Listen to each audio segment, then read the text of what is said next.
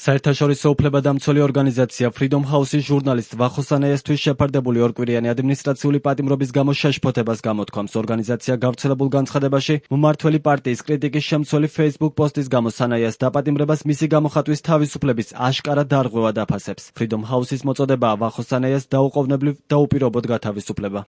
შეშფოთებულები ვართ გადაწყვეტილებით, რომლის თანახმადაც ჟურნალისტ ვახო სანაიას ორი კვირით ადმინისტრაციული პატიმრობა შეეფარდა. ვახო სანაიასთვის თავისუფლების აღკვეთა Facebook პოსტის გამო, რომელშიც ის საქართველოს მმართველ პარტიას აკრიტიკებდა, მისი გამოხატვის თავისუფლების უფლების უხეში დარღვევა. ეს არის ხელისუფლების მხრიდან საკუთარი კრიტიკოსების გაჩუმების მცდელობის შემაშფოთებელი სერიის კიდევ ერთი გამოვლინება. მოგიწოდებთ ვახო სანაიას დაუყოვნებლივ და უპირობოდ გათავისუფლებისაკენ. ვახო სანაიას პოლიციამ ხელბორკილი საკუთარ საცხოვრებელ სახლთან გუშინ დაადო. ჟურნალისტს 14-დღიანი ადმინისტრაციული პატიმრობა Facebook-ში გამოქვეყნებული პოსტის გამო შეუფარდეს, რომელშიც შალვა პაპუაშვილი და ვლადიმერ ბოჟაძე იყვნენ ნახსენები. ჟურნალისტისთვის პატიმრობის შეფარდების გადაწყვეტილება მოსამართლეს ზვიად ცეკვავა მიიღო. სანაიას ხდომას არ დასწრებია. პოსტზე სამართლებრივი რეაგირებისთვის სასამართლოს შინაგან საქმეთა სამინისტროს სიძულვილის ენის წინააღმდეგ ბრძოლის სამმართველო მიმართა. მისმა წარმომადგენელმა მარიამ კერესელიძემ გუშინ მედიას დაუდასტურა, რომ სანაიას პოსტი არაპირდაპირ იყო, თუმცა მისივე შეფასებით ირონიულად შეფარულად დაწერილი ფრაზებით ზოგჯერ შესაძლოა შეურაცხყოფად ჩაითვალოს. სანაიას ორი კვირით პატიმრობას წინ უძღოდა მისი დაჯარიმება. 10 ივლის მოსამართლე თორნიკე ქოჩქიანმა ჟურნალისტი Facebook-ზე გამოქვეყნებული ტექსტის გამო 6,000 ლარით დააჯარიმა. ჟურნალისტის დაპატიმრებას X-ზე მსოფლიო თავისუფლების კონგრესიც ეხმაურება. ქართველ ჟურნალისტ ვახო სანაიას Facebook-ზე გამოქვეყნებული პოსტის გამო 14-დღიანი პატიმრობა შეეფარდა. ეს კიდევ ერთი საგანგაშო ნაბიჯია ქართული ოცნების ავტორიტარული რეჟიმის მხრიდან, რომლის მიზანით სიტყვის თავისუფლებისა და დამოუკიდებელი მედიის ჩახშობა. ზუსტად ასე მოქმედებს ავტორიტარული რეჟიმი. აპატიმრებს ჟურნალისტებს, აჩუმებს კრიტიკოსებს, კრიმინალიზებას უკეთებს თავისუფალ გამოხატვას და კანონს თავისუფლების წინააღმდეგ იარაღად იყენებს. მსოფლიო უნდა დაუდგეს გვერდით საქართველოს ჟურნალისტებს და ყველას, ვინც დემოკრატიას იცავს. ქართული ოცნების სადამსჯელო ზომებს ტელეკომპანია ფორმულას ვახო სანაიასა და სხვა ჟურნალისტების მიმართ გმობს ჟურნალისტური ეთიკის ქარტია. ამის შესახებ ქარტიის მიერ დღეს გამოქვეყნებულ განცხადებაშია ნათქვამი. ეთიკის ქარტია მიუთითებს, რომ გამოხატვის თავისუფლების ასეთი შეზღუდვა თავად ქართული ოცნებისთვისაც უპრეცედენტოა.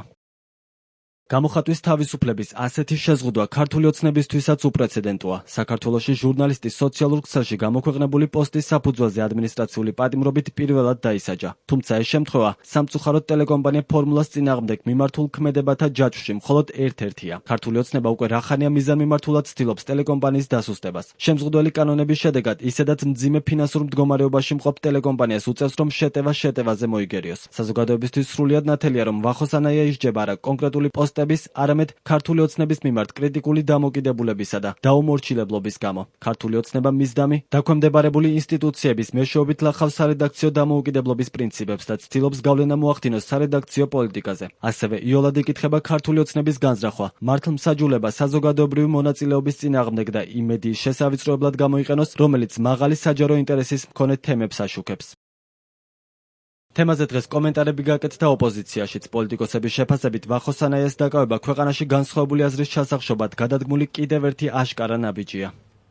ქართული ოცნება ყოველთვის იცლის იმისათვის, რომ ჩაახშოს განსხვავებული აზრი, კრიტიკული პოზიციები და რაც მთავარია, ეს ყველაფერი არის გაგრძელება იმ რეპრესიული პოლიტიკის, რაც არსებობს ქვეყანაში გამოხატვის თავისუფლების წინააღმდეგ. კიდევ ერთი დადასტურებაა იმისა, რომ ქართული ოცნება არაფერს აკეთებს დეპოლარიზაციისთვის და პირიქით, უფრო და უფრო მეტად აღრმავებს იმ დაპირისპირების ფონს, რაც არსებობს საზოგადოებაში და რაც მთავარია, ეს ყველაფერი გამოხატულია რეპრესიული პოლიტიკის გაღრმავებაში. ადამიანის ჟურნალისტის ორკვირიანი პატიმრობა Facebook პოსტების გამო არის თავისუფლად სუნთქვის აი ამ 14 წლის თავზე ივანიშვილის ამ რეჟიმის თავარი ასე ვთქვათ ერთ-ერთი სიმბოლო იმასთან ერთად რომ ადამიანი რომელიც არის ძმა გიორგი სანაიასი რომელიც სწორედაც რომ თავისუფლების ადარაჯოზე იდგა და ამის გამო მოკლეს 2 ათეული წლის წინ სწორედ რომ ფაქტობრივად მე ვარც ვიცი მისი გარდაცვალების დღეს შეხვდება ვახო სანაია მისი ძმა ამდენი წლის შემდგომ ციხეში. გადახედეთ ოცნების რიტორიკას. ოცნების დეპუტატების, თბილისის მერის, პრემიერის რიტორიკას უბრალოდ რა ენით საუბრობენ და ბილწს იტყვაობენ ეს ადამიანები პირდაპირ ეთერში. ამის მერე რა შეურაცხყოფაზე ლაპარაკობენ. ვახო სანაიას რაღაც სატირულ იუმორისტულ პოსტზე თურმე 14 დღით პატიმრობაში უნდა გაუშვან ჟურნალისტი. და თავად სიტყვიერი მოძალადეები და ფიზიკური მოძალადეები ამას აქვს კიდევ დიდი მნიშვნელობა. როდესაც ასეთი უსამართლო ხარ და შენთვის სამართალი მარტო მაშინ დგება, როდესაც ეს შენ გაწყობს და შენს კორუფციულ და პოლიტიკურ ინტერესებს ემსახურება და თუ განსხვავებული აზრი გამოთქვა ვინმე, მაშინ ის უნდა დასაჯო და ციხეში გაუშვა. ეს არის უსამართლობა. ვახოსანაიას დაკავებას გამოეხმაურა ირაკლი კობახიძეც და ჟურნალისტს პარტიული აქტივისტი უწოდა. მისი თქმით, გამოხატვის თავისუფლების ძირითადი უფლებით ადამიანის უხეში შეურაცხყოფა დაცული არ არის. ის მოქმედებდა როგორც პოლიტიკური აქტივისტი, პარტიული აქტივისტი და უხეშ შეურაცხყოფას აყენებდა კონკრეტულ ადამიანებს, ხო? აქ ფორმალურ სტატუსებს მნიშვნელობა არ აქვს, ფორმალურად ადამიანს ერქმევა ჟურნალისტი თუ რაიმე სხვა, რა თქმა უნდა, არავის არ უნდა მივცეთ ჩვენ აგრესიის და სიძულვის გაღვივების საშუალება. კანონის წინაშე ყველა არის თანასწორი და რა თქმა უნდა, ამ შემთხვევაში სწორედ ასე თანასწორად იმოქმედა შესაბამისმა უწყებამ, შინაგან საქმეთა სამინისტროს შესაბამისმა დეპარტამენტმა. ამ დეპარტამენტის საქმიანობა არის ზოგადად ძალიან მნიშვნელოვანი. 1 ივნისიდან მას შემდეგ, რაც შინაგან საქმეთა სამინისტროს ახალი სიძულვილის ენის წინააღმდეგ ბრძოლის სამმართველოს ინსპექტორები, როგორც თავად უწოდებენ, სოციალური ქსელების მონიტორინგს შეუდგნენ, არაერთი ადამიანია დაჯარიმებული. ჟურნალისტი ვახოსანაია პირველია, ვისაც პატიმრობა შეუფარდეს.